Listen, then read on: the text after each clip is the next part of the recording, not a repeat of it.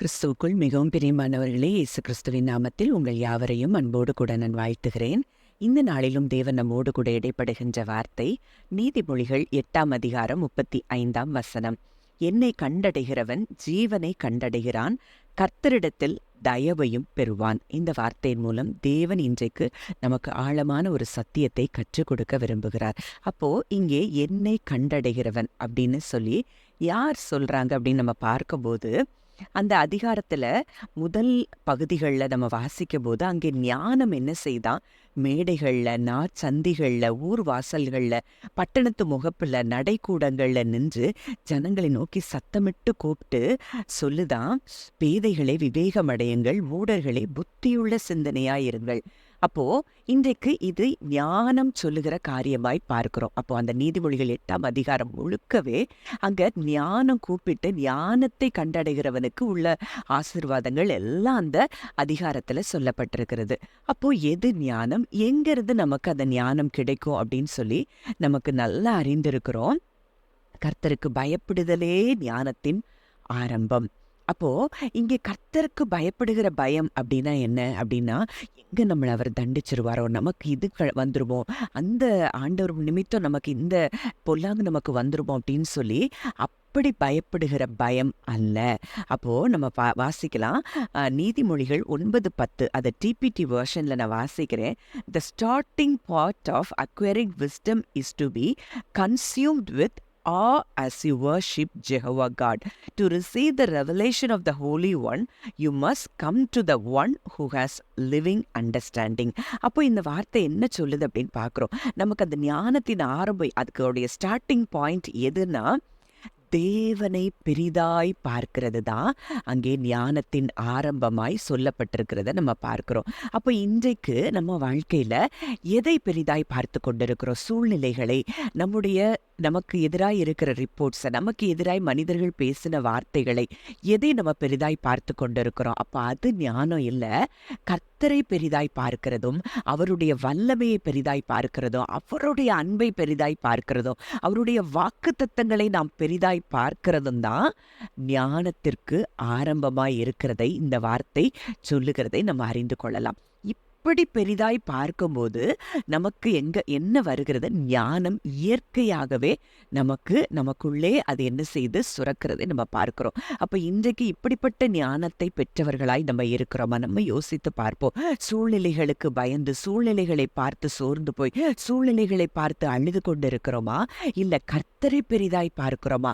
அவரை பெரிதாய் பார்த்து அதுதான் அவருக்கு மரியாதையும் மதிப்பும் கொடுக்கிறதே அவரை பெரிதாய் பார்க்கிறது அப்படின்னு சொல்லி இந்த வசனம் சொல்லுகிறத நம்ம பார்க்கிறோம். அப்போ இன்றைக்கு கர்த்தருக்கு பயப்படுகிறவர்களுக்கு எத்தனையோ ஆசீர்வாதங்கள் வேதத்துல சொல்லப்பட்டிருக்கிறது. அது நீதிமொழிகள் 10:27 டிபிடில நம்ம பார்க்கிறோம். Living in the worship and awe of God will bring you many years of contented living. ஒரு திருப்தியான நீண்ட ஆயுசு நாட்களை அவருக்கு பயப்படுகிற பயம் கொடுக்கிறதா, அதுதான் ஞானம். அப்போ இந்த ஞானம் நமக்கு என்ன சொல்லி தருது அப்படின்னு சொல்லி நம்ம பார்க்கும்போது, அங்கே கர்த்தருக்கு பயப்படுகிறவர்களுக்கு நீதிமொழிகள் 19:23 அங்கே 3 ஆசீர்வாதங்கள் சொல்லப்பட்டிருக்கிறது. அங்கே அபெண்டன்ட் லைஃப் கொடுக்கப்படுதான், கண்டினியூல் ப்ரொடெக்ஷன் கொடுக்கப்படுதான், கம்ப்ளீட் சாட்டிஸ்ஃபேக்ஷன் இருக்குதான். அப்போ இந்த 3ஐயும் பெற்றவர்களுக்கு நிச்சயமா நீடித்த ஆயுசு நாட்கள் உண்டு அப்படிங்கிறதுல சந்தேகமே இல்லை. அப்போ தேவனை பெரிதாய் பார்த்து, அவருடைய வாக்குத்தத்தங்களை பெரிதாய் பார்த்து, அவரையே நம்பி இருக்கிற அவருடைய பிள்ளைகளுக்கு இந்த ஆசீர்வாதங்கள் கொடுக்கப்படுகிறபடியினால நீடித்த ஆயுசு நாட்கள் அது சாதாரணமாய் அந்த மனிதர்களுக்கு கிடைக்கிறதை நம்ம பார்க்கலாம். அப்போ இன்றைக்கு அவரை பெரிதாய் பார்க்கிறவர்களுக்கு இன்னும் என்னெல்லாம் ஆசீர்வாதங்கள் அப்படின்னு சொல்லி நம்ம பார்க்கும்போது, அங்கே நீதிமொழிகள்ல 8ஆம் அதிகாரம் 12ஆம் வசனம் 11ஆம் வசனத்துல பார்க்கிறோம். அங்கே முத்துக்களை பார்க்கிறோம். அதாவது எவ்வளோ பெரிய வெளியேற பெற்ற ஸ்டோன்ஸ், என்னெல்லாம் வெள்ளி, பொன் எல்லாவற்றை பார்க்கிறோம், இந்த ஞானம் நல்லது என்று சொல்லி போடப்பட்டிருக்கிறது. மேலும் 13ஆம் வசனத்துல நம்ம பார்க்கிறோம், தீமையை வெறுப்பது தான் கர்த்தருக்கு பயப்படுகிற பயம். அப்போ கர்த்தருக்கு பயப்படுகிற பயம் முதலாவது அவரை பெரிதாய் பார்ப்பதும், இரண்டாவதாக தீமையை வெறுப்பதும் கர்த்தருக்கு பயப்படுகிற பயம். இந்த பயம் இருக்கிறவங்களுக்கு என்ன ஆசீர்வாதம்லாம் அங்க சொல்லப்பட்டிருக்குன்னா, ஆலோசனையும் மெய் ஞானமும் இந்த ஞானத்திற்கு உள்ளே அடங்கி இருக்கிறது. ராஜாக்கள் இந்த ஞானத்தின் மூலம்தான் ஆளுகிறாங்களாம். என்னை சிநேகிக்கிறவர்களை நான் சிநேகிக்கிறேன், அதிகாலையில் என்னை தேடுகிறவர்கள் என்னை கண்டடைவார்கள். அப்ப ஞானம் சொல்லுது, என்னை சிநேகித்து கர்த்தரை பெரிதாய் பார்த்து அவருடைய வழிகளை பெரிதாய் பார்த்து அவருடைய வாக்குத்தத்தங்களை பெரிதாய் பார்க்கிறவர்களை நானும் சிநேகிக்கிறேன். அதிகாலையில் இந்த ஞானத்தை தேடுகிறவர்கள், அவரை பெரிதாய் பார்த்து அவரை வர்ஷிப் பண்ணி அவரை ஆராதிக்கிறவங்கள என்ன செய்வாங்களாம், இந்த ஞானத்தை கண்டடைவார்களாம். இந்த ஞானத்தை பெற்றவர்களுக்கு 18ஆம் வசனம் சொல்லுகிறது, ஐஸ்வர்யம், கனம், நிலையான பொருள், நீதி எல்லாம் இந்த ஞானத்தை பெற்றவர்களுக்கு கிடைக்கிறதா. அப்போ இந்த ஞானத்தை பெறுகிறதற்கு நம்ம செய்ய வேண்டிய ஒரே ஒண்ணு, அவரை பெரிதாய் பார்ப்பதும், அவரை அறிந்து கொள்வதும், அவருடைய வாக்குத்தத்தங்களை பெரிதாய் பார்ப்பதும், அவருடைய வல்லமையை மாத்திரம் பெரிதாய் பார்ப்பதும் தான் இந்த ஞானத்தை பெறலாம். அப்போ உதாரணத்துக்கு இதற்கு ஒரு காரியம் நம்ம சொல்லணும்னா, அங்க வார்த்தை சொல்லுது, அவருடைய செயலின் மேல் நம்பிக்கை வைத்து. அப்ப அவர் கிறிஸ்து எதை செய்து முடித்திருக்கிறார் அப்படின்னு சொல்லி பார்க்கும்போது, அவர் நம்முடைய தரித்திரத்தை சுமந்திருக்கிறார், வியாதியை சுமந்திருக்கிறார், நாம் குணமாகி இருக்கிறோம் அப்படிங்கிற அவருடைய வார்த்தைகளை நம்ம பெரிதாய் பார்த்து, இதுதான் என் வாழ்க்கையில கிறிஸ்து எனக்காக செய்து முடித்திருக்கிறான்னு சொல்லி அந்த காரியங்களை வைத்து அவரை துதித்து ஆராதிக்கும் போது அங்கே ஐஸ்வர்யம் நமக்கு வருகிறது, கனம் உண்டாகிறது, நிலையான பொருள், நீதி எல்லாம் நமக்கு உண்டாகிறதை நம்ம பார்க்கலாம்.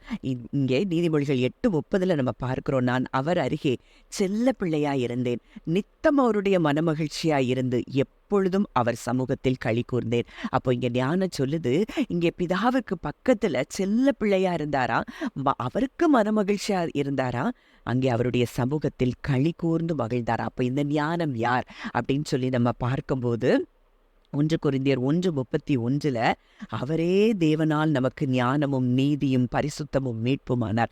இன்றைக்கு அந்த கிறிஸ்துதான் இந்த ஞானமாய் இருக்கிறார் என்று சொல்லி இங்கே இந்த வார்த்தை சொல்லுகிறத பார்க்கிறோம். இன்றைக்கு இந்த கிறிஸ்துவுக்குள்ள நம்ம இருக்கிறோம், இந்த கிறிஸ்து இன்றைக்கு நமக்குள் இருக்கிறார் என்று சொல்லி வேதம் சொல்லுகிறது. அப்ப இன்றைக்கு எவ்வளவு ஞானம் பெற்றவர்களாக நம்ம இருக்கிறோம், ஆனா இதை அறிந்து கொள்ளாததுனால நம்ம எல்லாவற்றிலும் குறைவுள்ளவர்களாய் இருக்கிறோம். கொலோசியர் 2:3 கூட அவருக்குள் ஞானம், அறிவு என்பவைகளாகிய பொக்கிஷங்கள் எல்லாம் அடங்கி இருக்கிறது அப்படின்னு சொல்லப்பட்டிருக்கிறத பார்க்கிறோம்.